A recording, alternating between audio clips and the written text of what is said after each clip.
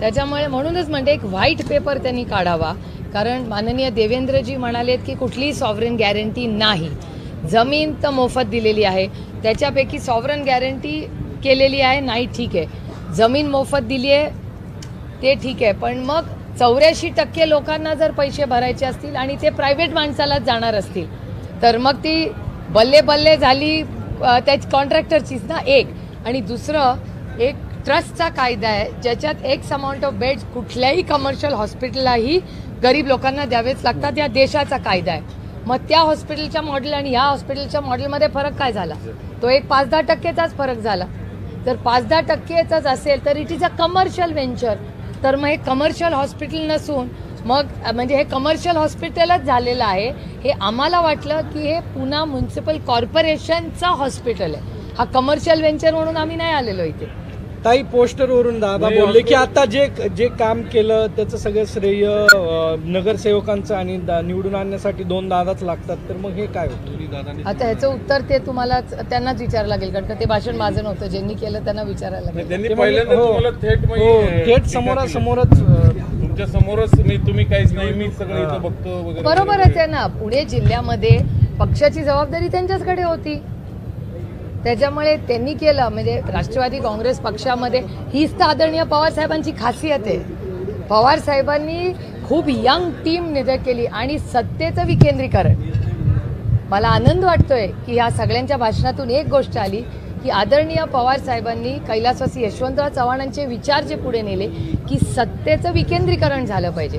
त्याच्यामुळे आदरणीय पवार साहेब देशाचे अध्यक्ष, राज्यामध्ये जे आहे त्याच्यासाठी हा सगळा प्रक्रिया चालली आणि आम्ही सातत्याने त्याचा फॉलोअप करतोय की हे इलेक्शन लवकरात लवकर व्हावं, ही आमची सगळ्यांचीच मागणी. आता इथे सचिन दोडके उभे आहेत, सचिन दोडकेंना विचारा, गेले 2 वर्ष ते नगरसेवक नाही, पण तरी रोज धावपळ, रोज कॉर्पोरेशनला जाणं. आणि सचिन दोडकेंना असे अनेक उत्तम जे हाय परफॉर्मिंग नगरसेवक आहेत, त्यांना असं वाटतं की आम्हाला न पद आहे ना काय, पण लोकांची त्यांचं जे प्रेमाचं नातं आहे त्याच्यामुळे ते आजही नगरसेवक नसले तरी धावपळ करतात जबाबदारी.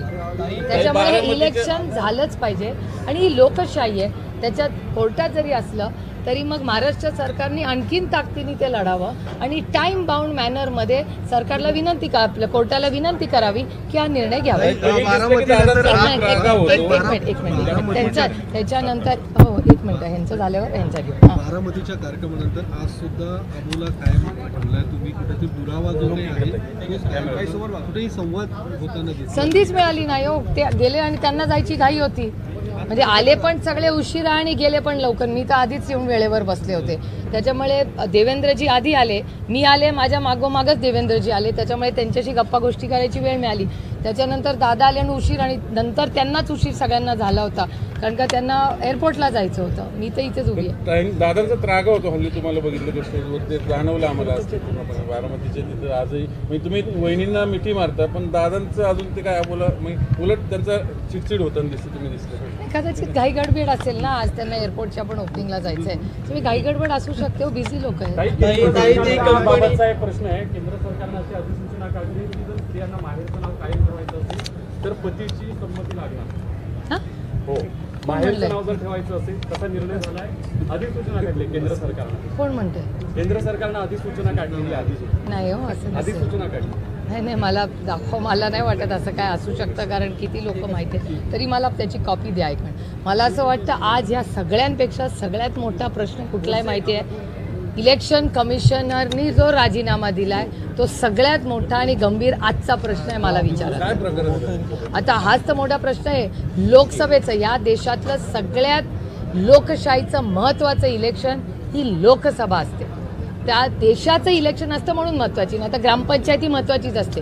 पण या देशामध्ये काश्मीर टू कन्याकुमारी इलेक्शन कुठलं होतं तर ते लोकसभेचं होतं. आणि त्या लोकसभेची आचारसंहिता लागायच्या 3-4 दिवस आधी इलेक्शन कमिशनमधली एक व्यक्ती, मोस्ट इम्पॉर्टंट, म्हणजे इलेक्शन कमिशनच इलेक्शन घडवते, त्याचे अध्यक्ष, त्यातले प्रमुख जर राजीनामा देत असतील तरी अतिशय चिंतेची बाब आहे. ज्या गोष्टी आम्ही सातत्याने सांगत आलो, ही दडपशाही आहे, ही लोकशाही नाही राहिली आहे आणि या लोकशाहीसाठी आपल्याला लढायचं आहे. हा पुन्हा एकदा आणखीन एक कृती बघा ज्याच्यातून पूर्णपणे आपल्याला लक्षात येते की दडपशाही या देशात आणि दिल्लीत वाढते. काल मनसेचा मेळावा झाला. राज ठाकरे म्हणले की हे वेगळे वेगळे जरी दिसत असले तर हे सगळे आतून एकच. काही लोकशाही हो, प्रत्येकाला बोलायचा अधिकार आहे. झाली की नाही हेडलाईन? त्याच्यामुळे पवार फॅमिली आणि आदरणीय पवार साहेबांवर बोललं की हेडलाईन होते. काय तुम्हाला प्रॉब्लेम आहे? उद्या ना जरा हेडलाईन. एक प्रश्न विचारायचा आहे. आता हिवाळी अधिवेशनामध्ये कोविड सेंटर घोटाळ्यावरून सीएम एक स्टेटमेंट केलं होतं की मुंबईतल्या जम्बो कोविडची कंत्राटं एका ठेकेदाराला उत्तर प्रदेशच्या रोड कॉन्ट्रॅक्टरला दिली होती. ही कंपनी वारजेचं करणारी LLP स्थापन झाली 2019ला आणि जे आज मुख्य प्रवर्तक म्हणून पुढे आले, हे प्रस्ताव मंजूर झाल्यानंतर ते कंपनीत दाखल झाले. तर या मध्ये मोठा गैरव्यवहार झालाय का, किंवा तुम्ही तपासणीची चौकशीची व्हाईट पेपर निघेल तेव्हा निघेल?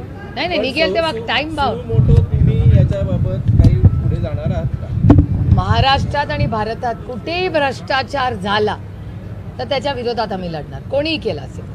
आणि त्याची सगळ्याची पारदर्शक चौकशी झाली पाहिजे. बघा, मी त्यांच्यासारखे आरोप करत नाही. पहिले आरोप करायचे आणि नंतर इनकमिंग वाढवायचं, असलं गलिच्छ राजकारण मी कधी केलं नाही आणि कधी करणारही नाही. मला अमित शहाजींचे अजूनही शब्द आठवतात. अमित शहाजींनीच आम्हाला पार्लमेंटमध्ये सांगितलं होतं की जेव्हा एक बोट तुम्ही दुसऱ्यांना दाखवता, 3 बोटं तुमच्याकडे येतात. हे अमित भाईंचे शब्द मला पार्लमेंटमध्ये आठवत आहेत. त्याच्यामुळे आता असंच होतं, एकतर आमच्यावर आता ते आरोप करत नाहीत भ्रष्टाचाराचे, आणि जेव्हा जेव्हा भ्रष्टाचाराचे आज आरोप होतात तर भारतीय जनता पक्षाने ज्यांच्यावर आरोप केले ते सगळे आज भारतीय जनता पक्षात आत आहेत किंवा त्यांच्या मित्र पक्षात आहेत. त्याच्यामुळे भ्रष्टाचार झाला नाही झाला, वॉशिंग मशीन, याचं उत्तर फक्त भ्रष्ट जुमला पार्टी भारतीय जनता पक्षाने द्यावी. ताई, अजितदादा सीएम होऊ नयेत म्हणून काहींची ही रणनीती आहे आणि त्याच्यामुळे त्यांना हजारो कोटी रुपये खर्च करून ट्रोलिंग केलं जात आहे. हे लवकरच मी समोर आणेल असं सुनील शेळके यांचा आरोप आहे. लोकशाही आहे, प्रत्येकाला आहे, आणि आपल्यासारख्या गरीब देशामध्ये हजारो कोटी रुपये ट्रोलिंगला मिळत असतील तर मला असं वाटतं, मी पुढे जाऊन म्हणेन त्याची CBI चौकशी करूया की हे हजारो कोटी रुपये कोण ट्रोलिंगला वापरते. अगदी चांगला प्रश्न आहे, अतिशय उत्तम प्रश्न आहे. आपण याची CBI करू.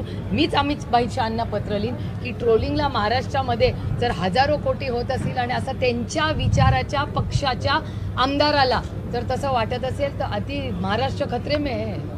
दादांना फक्त 3 जागा मिळणार असं कळतंय. मला नाही माहिती बाबा, माझं मी दुसरे के घर में क्यों जाऊ. नाही, देवेंद्र फडणवीस म्हणतात की मी पुण्यात जर जास्त वेळ देतो, याचा अर्थ मी काही पुण्यात निवडणूक लढवणार नाहीये. हे पुन्हा एकदा स्पष्ट झालंय. लोकशाही आहे, ते DCM 1 आहे त्या राज्याचे, DCM 1. त्यांना कुठल्याही जिल्ह्यात जायचा अधिकार आहे. लोकशाही आहे ते, असं काय करता. थँक्यू.